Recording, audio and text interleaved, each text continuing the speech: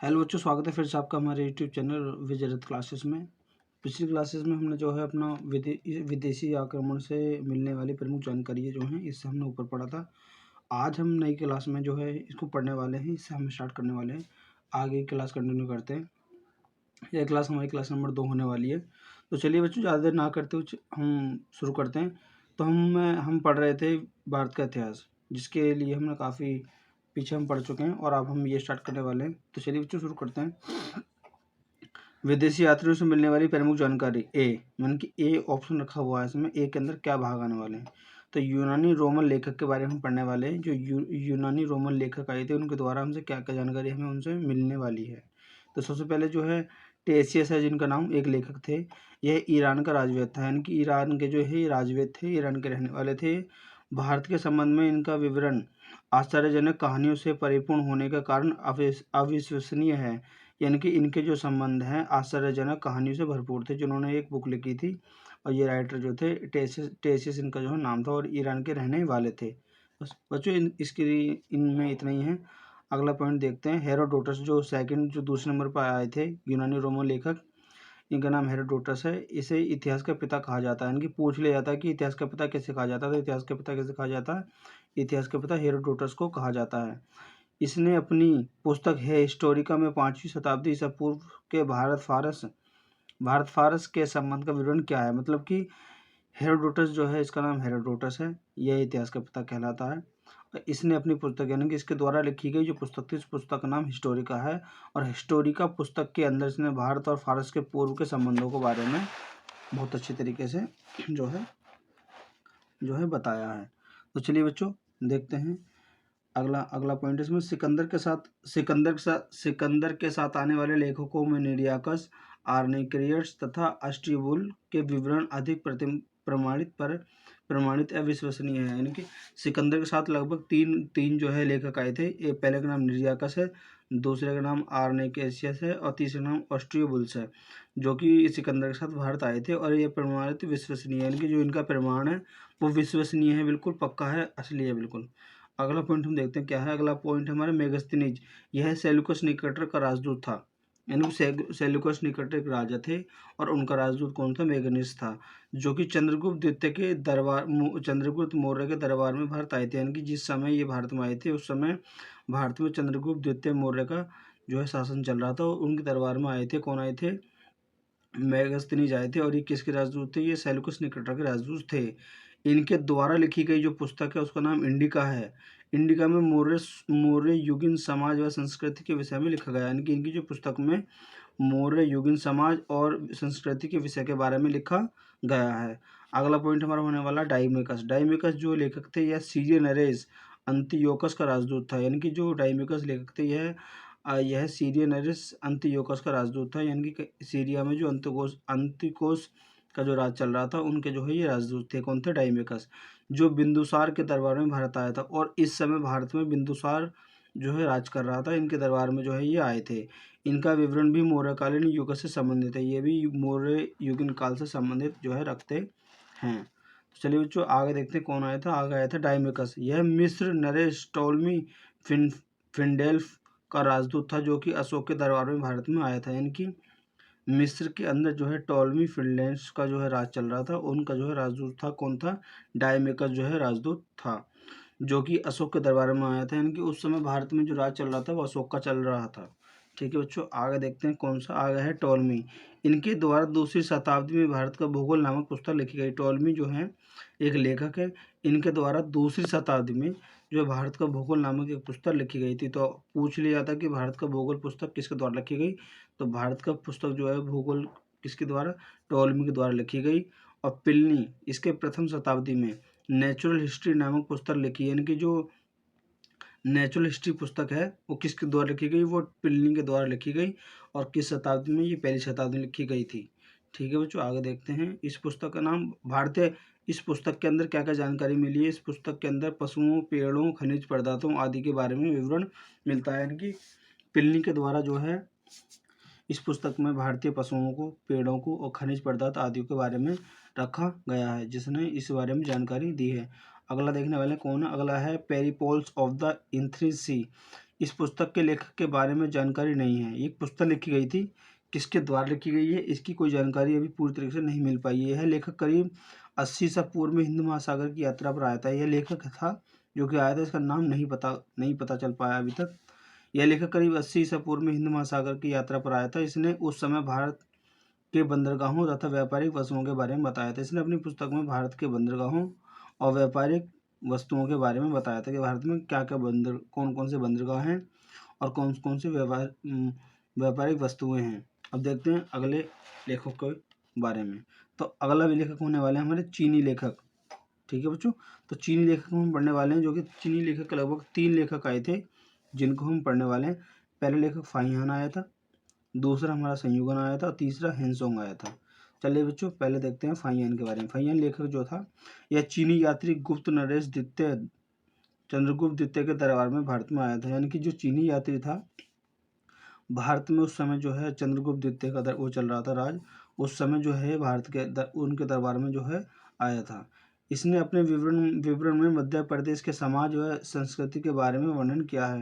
यानी कि इसके द्वारा जो पुस्तक लिखी गई है, उस पुस्तक के अंदर मध्य प्रदेश के समाज के बारे में बताया है और वहाँ की संस्कृति जो है, मध्य प्रदेश के अंदर जो संस्कृति चलती है उसके बारे में इसने विवरण किया है। और इसने मध्य प्रदेश की जनता को सुखी व समृद्ध बताया है। यानी कि ये मेन पॉइंट है, इसने मध्य प्रदेश की जनता को सुखी व समृद्ध बताया है।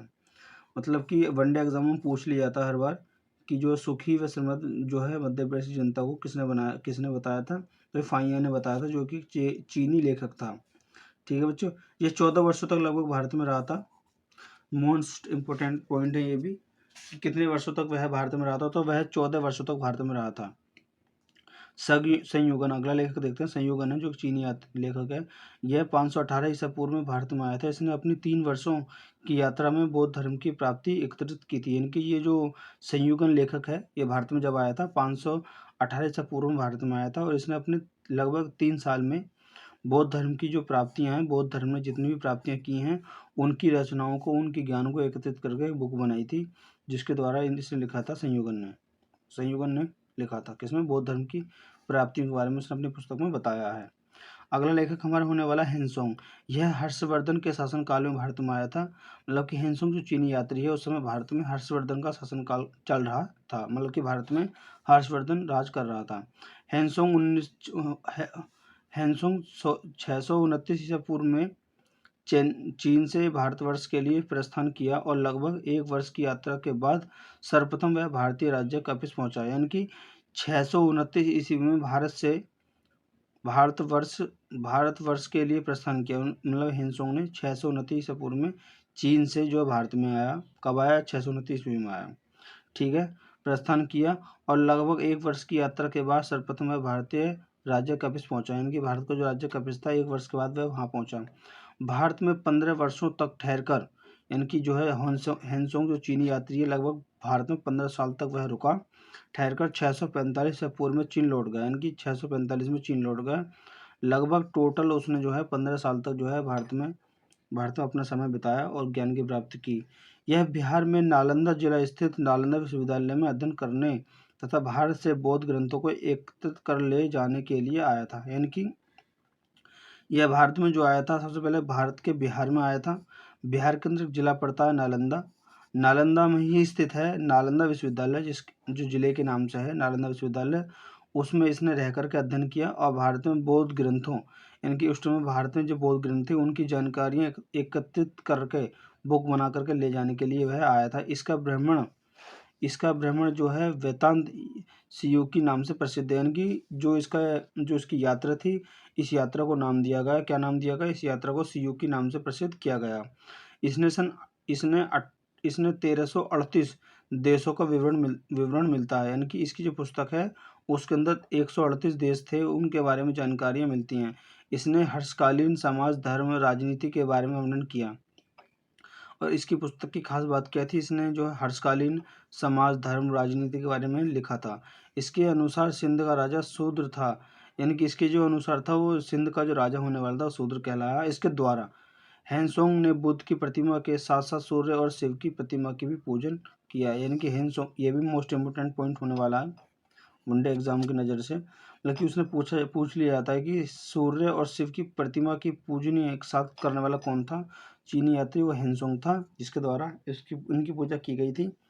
देखते हैं अगला पॉइंट, अगला लेखक कौन आया था। चौथे नंबर पर अगला जो आया था हमारा इत्सिंग आया था। यह 7वीं शताब्दी के अंत में भारत में आया था।